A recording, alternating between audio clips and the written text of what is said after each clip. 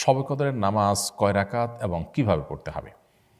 দেখুন, লাইলাতুল কদর যেটাকে আমরা শবে কদর বলছি, এই কদরের নামাজ আমরা 2 রাকাত 2 রাকাত করে পড়ব। অর্থাৎ কদর রাতে আমরা যে ইবাদতবন্দি করব এর ভিতরে প্রধান ইবাদত তো নামাজ। তো সেই নামাজটা 2 রাকাত 2 রাকাত করে পড়ব। হতে পারে সেটা যে কোনো ছোটো ছোটো সূরা দিয়ে কিংবা বড় কোনো সূরা দিয়ে। আপনার যদি বড় সূরা মুখস্থ থাকে তো বড় সূরা দিয়ে করলেন, ছোটো সূরা দিয়ে মুখস্থ হলে একটা সূরা কয়েকবার করে পড়লেন। তবে লক্ষ্য রাখতে হবে এই নামাজগুলো যেন অনেক লম্বা সময় ধরে হয়, ধীরস্থিরতার সাথে হয়। রুকু হবে অনেক দীর্ঘ, রুকু থেকে সুন্দর করে সোজা হয়ে উঠে টানটান হয়ে দাঁড়িয়ে অপেক্ষা করবেন একটু। এরপর আস্তে আস্তে আপনি সেজদা যাবেন। সেজদায় যত বেশি সময় ব্যয় করতে পারেন তত ভালো। অর্থাৎ নামাজের কোয়ালিটিটাকে সুন্দর করার চেষ্টা করা দরকার, কোয়ান্টিটি এটার চাইতে।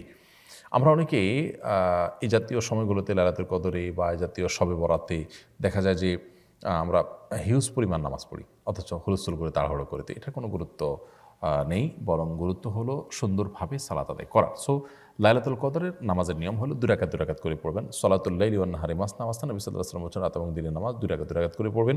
এই 2 রাকাত নামাজ যত সময় নিয়ে পড়তে পারেন ততই ভালো।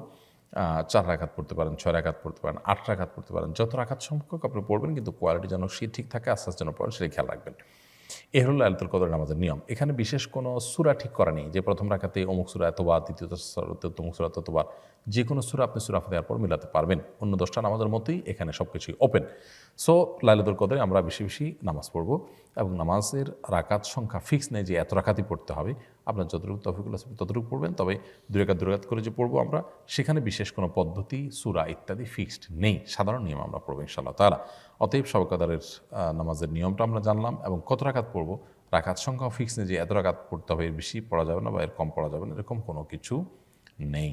ফারজানা হোসেন চৌধুরী আপনি লিখেছেন, পিরিয়ড অবস্থায় মহিলারা শবে কদরে কি কোন ইবাদত শবে কদরে কি কোনো ইবাদত করতে পারবে? পারলে কিভাবে করবে এবং কি কি আমল করবে? পিরিয়ড অবস্থায় মা বোনরা শবে কদরে ইবাদত অবশ্যই করতে পারবেন। তাদের জন্য যেহেতু নামাজ নিষিদ্ধ, রোজা নিষিদ্ধ, এছাড়া কোরআনে কারিমের তেলাওয়াত, স্পর্শ নিষিদ্ধ, এছাড়া বাকি যত ইবাদত আছে সেগুলো তারা করতে পারবেন। সেটা হতে পারে জিকির আজকার, সেটা হতে পারে দোয়া দুরূদ, সেটা হতে পারে আপনার আল্লাহ তাআলার কাছে কায়মের বাক্যে দোয়া করা, প্রার্থনা করা, ইসলামী বই পুস্তক পড়া, সৎ কাজের আদেশ দেওয়া, অসৎ কাজের বাধা প্রদান করা, এরকম আরও যত রকমের ভালো কাজ হতে পারে, দান সাদাকা করা, সেই কাজগুলো তারা করতে পারবেন। কোরআন কারিমের তেলাওয়াত শ্রবণ করা, শোনা, দ্বীনি কোনো কথাবার্তা শোনা, আল্লাহ তাআলার কাছে বিশেষ করে সবচেয়ে বড় গুরুত্বপূর্ণ বিষয় হলো দোয়া করা। শবে কদরে যে দোয়া আছে, আল্লাহুম্মা ইন্নাকা আফুউন তুহিব্বুল আফওয়া ফা'ফু আন্নি, এছাড়া আরও যত দোয়া আছে লাইলাতুল কদরে, এগুলো কিন্তু আল্লাহ তাআলার কাছে নিবেদন করতে পারেন। তাসবিহ তাহলিল করতে পারেন, সুবহানাল্লাহ, আলহামদুলিল্লাহ, সুবহানাল্লাহ ওয়া বিহামদিহি, সুবহানাল্লাহিল আযীম, আল্লাহু আকবার, যত রকমের তাসবিহ আছে এই সবগুলো পিরিয়ড অবস্থায় শবে কদরে মা বোনরা নিবেদন করতে পারেন। তাতে শবে কদরের যে ফজিলত এবং মর্যাদা, মাহাত্ম্য, সেটা তারাও লাভ করার সুযোগ থাকছে তাদের জন্য। আব্দুল আহাদ আপনি লিখেছেন, বিতরের সালাত জামাতে পড়বো নাকি তাহাজ্জুদের সালাতের সাথে পড়বো, কোনটা উত্তম? রমজান মাসে বিতরের সালাত জামাতের সাথে পড়াই উত্তম। বিতরের সালাত জামাতের সাথে পড়ে ফেললে ভোর রাতে আপনি চাইলে আবার তাহাজ্জুদও পড়তে পারবেন না তা না। তবে সাধারণ অবস্থাতেই নবী সাল্লাল্লাহু আলাইহি ওয়াসাল্লামের নির্দেশনা হলো যে আলু আখিরা সালাতিকুম বিল্লাইল, ভিতরে তোমাদের রাতের শেষ নামাজ যেন ভিতির হয়। তো এই রাতের শেষ নামাজটা যেন ভিতির হয়, এটা সাধারণ বিধায় সবসময় এটা চেষ্টা করা উচিত। কিন্তু রমজান মাসে যেহেতু সুন্নাহ হলো, সাহাবা ইকরাম এবং খোলাফায়ে রাশিদিন সুন্নাহ হলো তারাবির সাথে ভিতির পড়া, অতএব আমরা সেটাই করব। এরপরে ভোর রাতে কেউ তাহাজ্জুদ পড়তে চাইলে সেটাও পড়া যাবে, সেটা অপশনের কারণে, অর্থাৎ এটি মূল বিধান নয়। তবে যেহেতু রমজান মাসে আমরা তারাবি পড়ার পর, ভিতির পড়ার পর আবার সুযোগ থাকছে ভোর রাতে তাহাজ্জুদ পড়া, সেটা আমরা চাইলে করতে পারি। আরিফুর রহমান লিখেছেন, 27 রমজানে কি বিশেষ কোনো ফজিলত আছে? 27 রমাদানকে আমাদের দেশে মানুষ শবে কদর বলে, সেজন্য এটাকে এত গুরুত্বের সাথে আমাদের দেশে উদযাপন করা হয়। যদিও নবী করিম সাল্লাল্লাহু আলাইহি ওয়াসাল্লাম লাইলাতুল কদর সম্পর্কে, শবে কদর সম্পর্কে বলেছেন, তাহারু লাইলাতুল কদর ফিল বিত্রি মিনাল আশরিল আওয়াখির মিন রমাদান, রমজানের শেষ দশকের বেজোড় রাতগুলোতে বিশেষভাবে তোমরা লাইলাতুল কদর তালাশ করো। তো তিনি নির্দিষ্ট কোনো রাতের কথা বলে দেননি। সো 27 তারিখকেই একমাত্র হলফ করে লাইলাতুল কদর বলাটা, এটা আমাদের ভুল। তবে এটা ঠিক, এটা সম্ভাব্য, জোরালো সম্ভাব্য একটা লাইলাতুল কদরের রাত। কারণ হলো নবী সাল্লাল্লাহু আলাইহি ওয়াসাল্লাম রমজানের শেষ দশকের প্রত্যেকটা রাতে ইবাদতবন্দি করার পাশাপাশি বেজোড় রাতগুলোতে বিশেষ ইবাদতবন্দি করতেন। আর 27তম রজনীকে লাইলাতুল কদর হওয়ার সম্ভাবনা বিভিন্ন বর্ণার আলোকে বোঝানো হয়েছে। এই কারণে শুধু লাইলাতুল কদর 27তম রজনীকেই লাইলাতুল কদর বা শবে কদর না বলে আমরা সম্ভাব্য এবং জোরালো সম্ভাব্য শবে কদরের রাত বা শবে কদর হিসাবে বলতে পারি আপনার 27তম রজনীকে। এমনি রাসেল রানা আপনি লিখেছেন, ইমাম পেছনে নামাজ আদায়ের সময় ইমাম যে তাকবীর দিবেন মুক্তাদিদেরও কি সেই তাকবীরগুলো দিতে হবে? ইমামের পেছনে তাকবীর সালাত আদায় করার সময় ইমামের পাশাপাশি আপনিও তাকবীর দিবেন, এটা সাধারণ উঠা বসা তাকবীরগুলো এটা সুন্নাহ, যদিও প্রথমটা একেবারে ফরজ।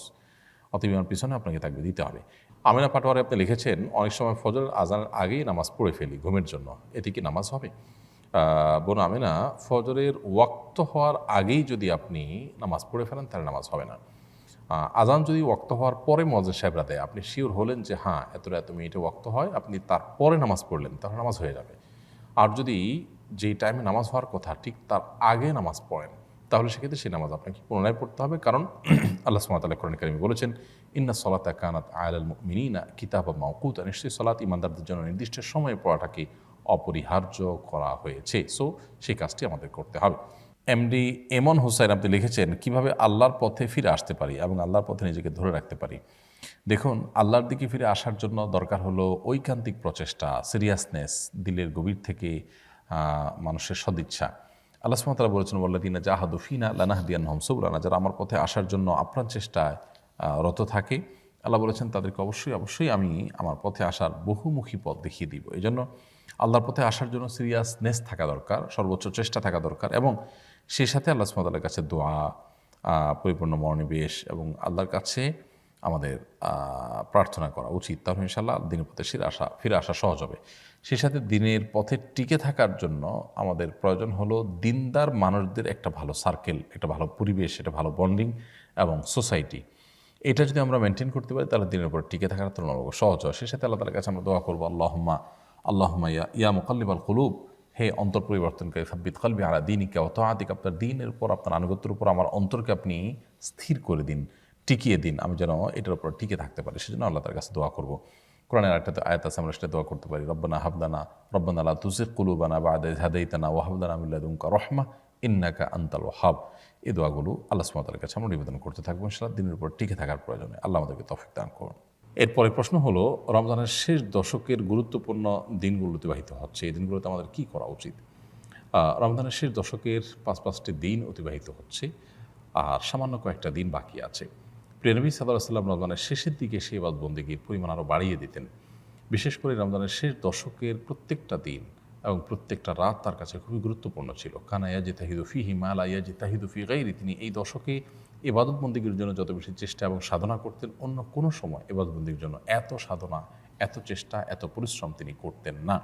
এই জন্য একজন ইমানদার হিসাবে রমজানের শেষ দশকের অবশিষ্ট দিনগুলোতে আমাদের ইবাদত বন্দেগীতে অনেক বেশি নিমগ্ন থাকা উচিত।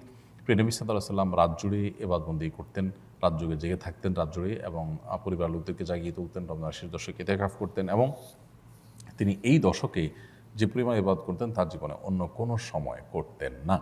তো প্রিয় নবী সাল্লাল্লাহু আলাইহি ওয়াসাল্লামের এই আমলটা আমাদের মধ্যে থাকা উচিত। বিধায় অবশিষ্ট সময়গুলোকে আমাদের কাজে লাগানো দরকার। ঈদের কেনাকাটা কিংবা গ্রামে যাওয়ার ব্যস্ততা যেন আমাদের রমজানের শেষ মুহূর্তের ইবাদত বন্দেগী থেকে আমাদেরকে দূরে সরিয়ে না দেয়। আমরা অনেকেই খুব দুর্ভাগ্যজনকভাবে রমজানের শেষের দিনগুলোকে আমরা নষ্ট করে ফেলি, অথচ এই দিনগুলোর গুরুত্ব আরও বেশি এবং মর্যাদা আরও অনেক বেশি। লাইলাতুল কদর এই দশকের মধ্যেই রয়েছে। সো এই দশককে আমরা সর্বোচ্চ ইবাদতের মধ্যে কাটাবার চেষ্টা করি। আল্লাহ আমাদের সবাইকে সেই তৌফিক দান করুন।